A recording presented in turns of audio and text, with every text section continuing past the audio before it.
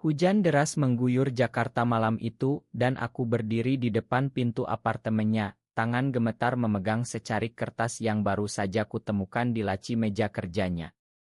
Surat nikah itu, dengan nama seorang pria yang tak kukenal, membuat dunia seolah runtuh di bawah kakiku.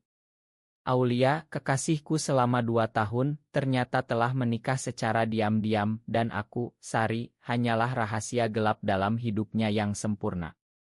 Aku ingat bagaimana kami bertemu pertama kali di sebuah kai kecil di Tamrin saat hujan juga turun seperti sekarang. Aku adalah seorang desainer Grace Relance, bekerja dari rumah sederhana di pinggiran kota, sementara Aulia adalah eksekutif sukses di perusahaan multinasional. Matanya yang tajam dan senyumnya yang hangat langsung menarikku, dan percakapan kami mengalir begitu alami, seolah kami telah saling kenal seumur hidup. Tapi saat itu aku tak tahu bahwa di balik pesonanya ada beban berat yang ia sembunyikan.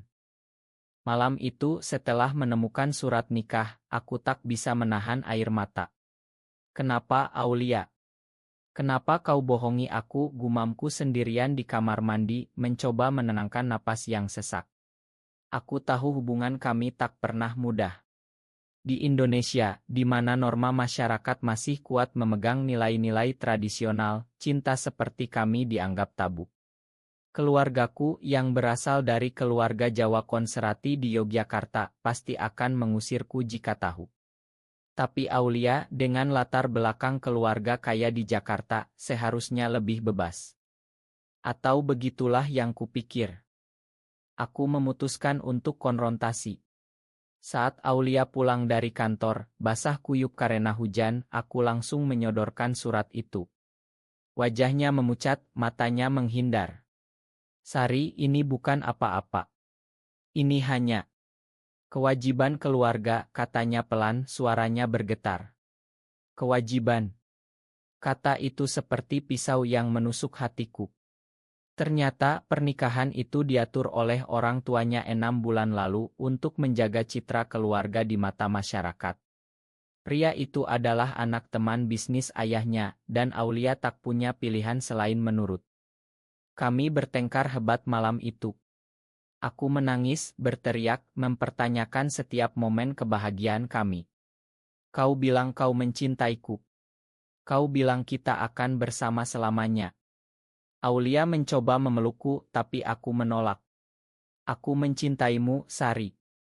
Tapi aku tak bisa melawan keluargaku. Mereka akan menghancurkanku jika tahu tentang kita." Kata-katanya membuatku semakin marah. Apakah cinta kami hanya sebatas itu? Sebuah rahasia yang harus dikorbankan demi norma sosial. Pagi harinya aku bangun dengan hati yang hancur. Aulia sudah pergi ke kantor, meninggalkan catatan di meja makan aku. Aku akan menyelesaikan ini. Tapi aku tak percaya lagi.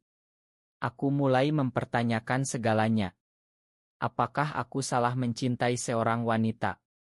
Di masyarakat Indonesia, di mana agama dan tradisi begitu kuat, hubungan seperti kami sering dianggap dosa. Teman-temanku yang tahu hanya segelintir, selalu menasihatiku untuk berhenti. "Sari, ini berbahaya. Bisa-bisa kau dikucilkan," kata Rina, sahabatku satu-satunya yang mendukung. Tapi dukungan itu tak cukup. Aku merasa sendirian, terjebak dalam konflik batin yang tak ada ujungnya.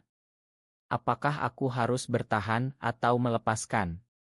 Hari itu aku memutuskan untuk bertemu dengan ibuku di Yogyakarta.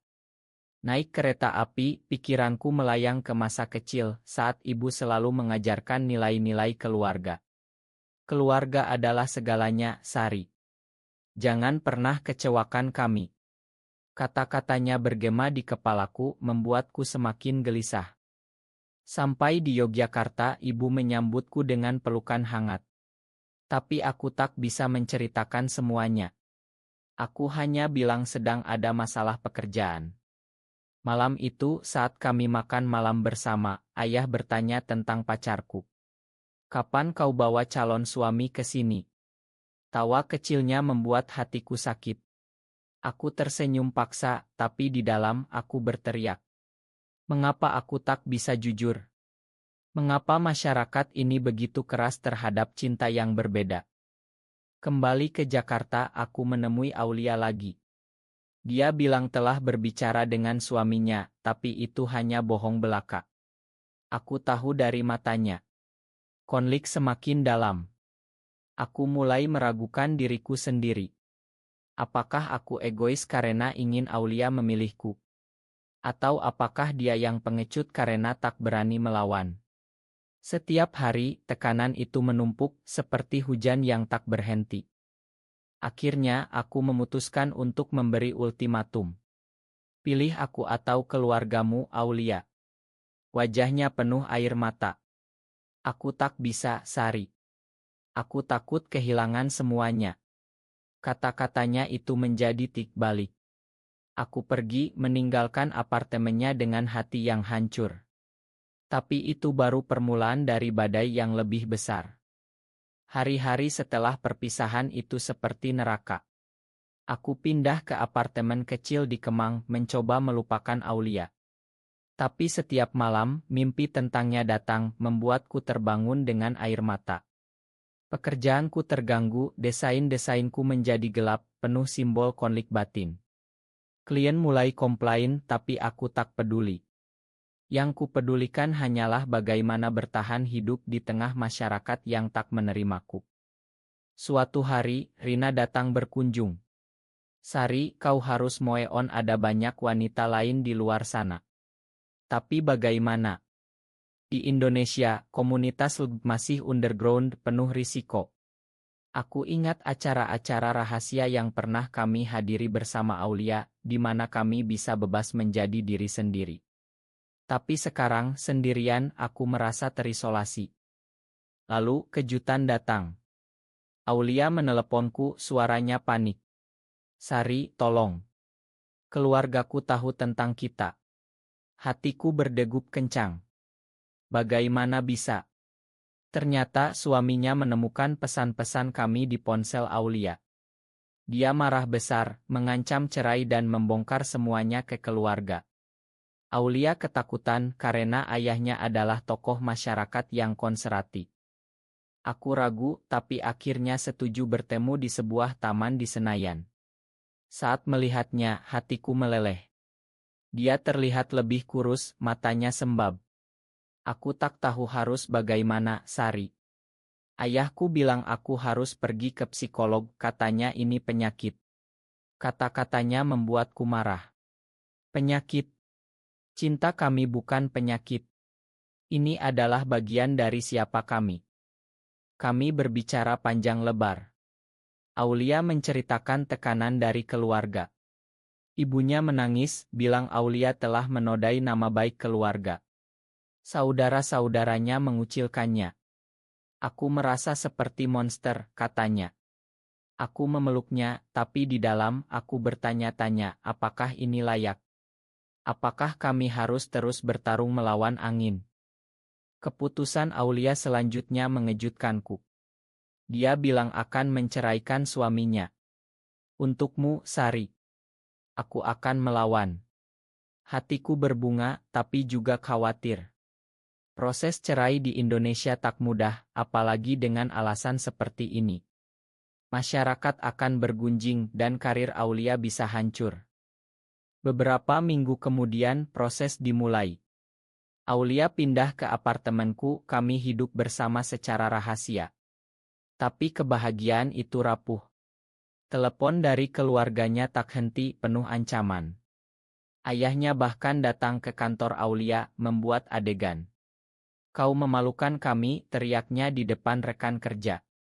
Aulia pulang menangis, tapi tekadnya kuat. Sementara itu, keluargaku mulai curiga.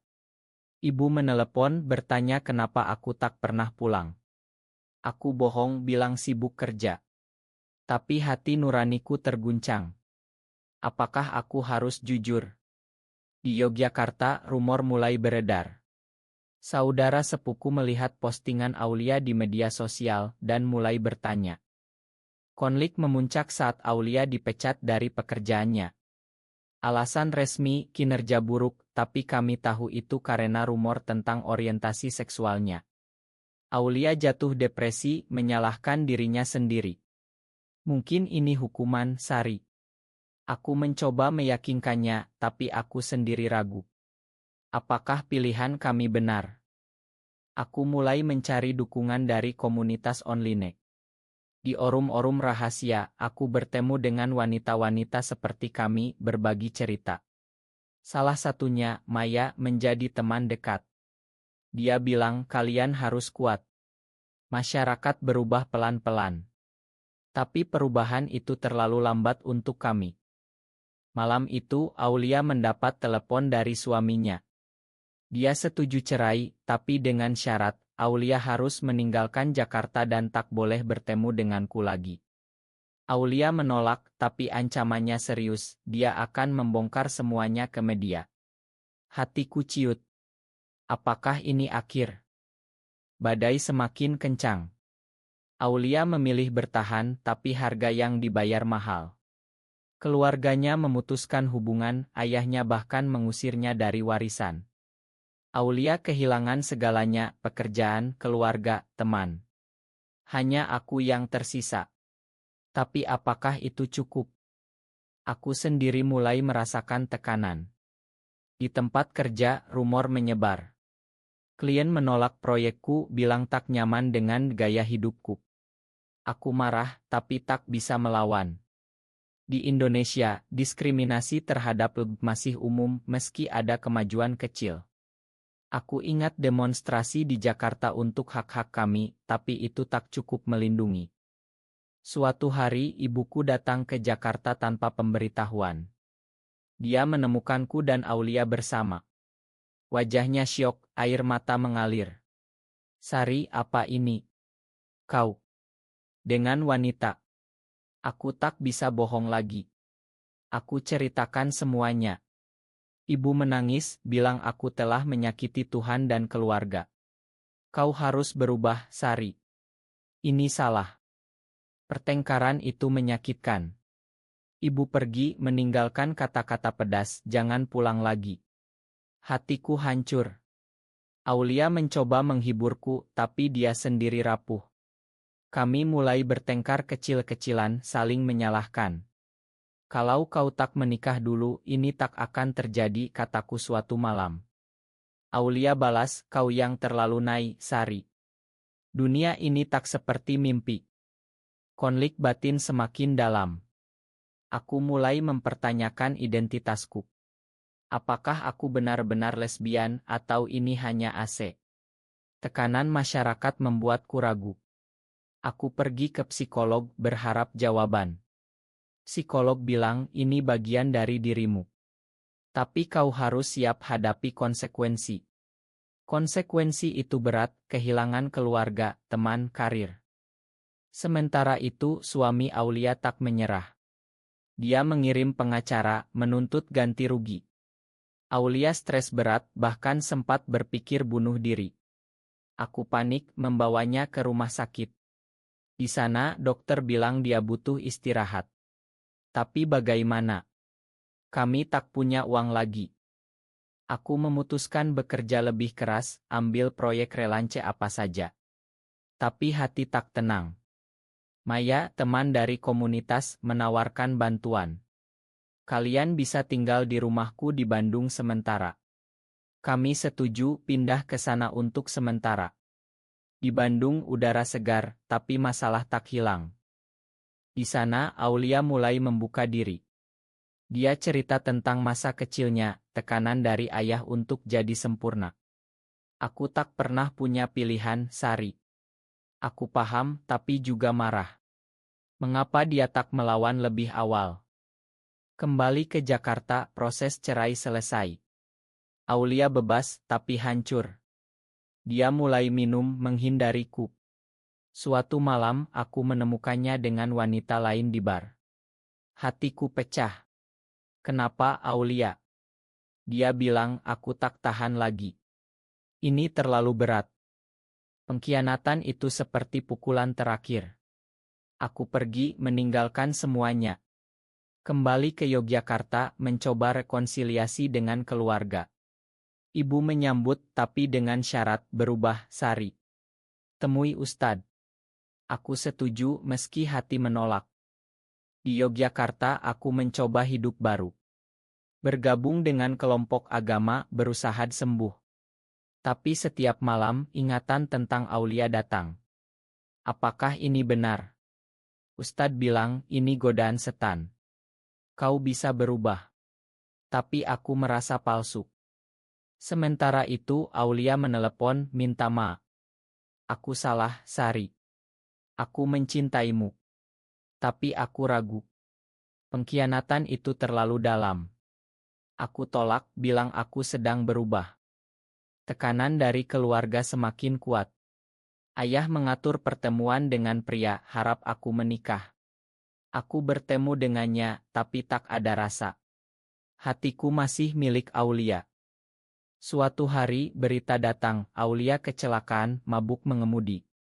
Dia di rumah sakit, kritis. Hatiku hancur, aku langsung ke Jakarta. Melihatnya terbaring, air mata mengalir. Makan aku, Aulia. Dia sadar, kami berbicara. Aku tak bisa tanpamu, Sari. Aku paham, tapi juga takut. Apakah kami bisa bertahan? Keluargaku tahu, marah besar.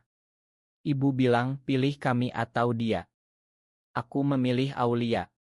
Kami mulai lagi, tapi dengan hati-hati. Pindah ke Bali mencari kehidupan baru. Di Bali, kami bangun bisnis kecil, Kaira Mahug. Tapi masyarakat lokal curiga. Rumor menyebar, ancaman datang. Suatu malam, kai kami dirusak. Kami bertahan, tapi harga mahal. Aulia sakit, stres kronis. Aku merawatnya, tapi merasa lelah. Apakah ini layak? Maya datang bantu kami. Kalian inspirasi bagi banyak orang. Tapi inspirasi apa? Kami hancur. Akhirnya, Aulia memutuskan pergi ke luar negeri mencari asilum. Ikut aku, Sari. Aku ragu karena keluarga. Keputusan itu sulit. Aku memilih tinggal karena tak bisa tinggalkan Indonesia. Aulia pergi sendirian ke Belanda mencari kehidupan baru. Kami putus, tapi dengan janji saling ingat.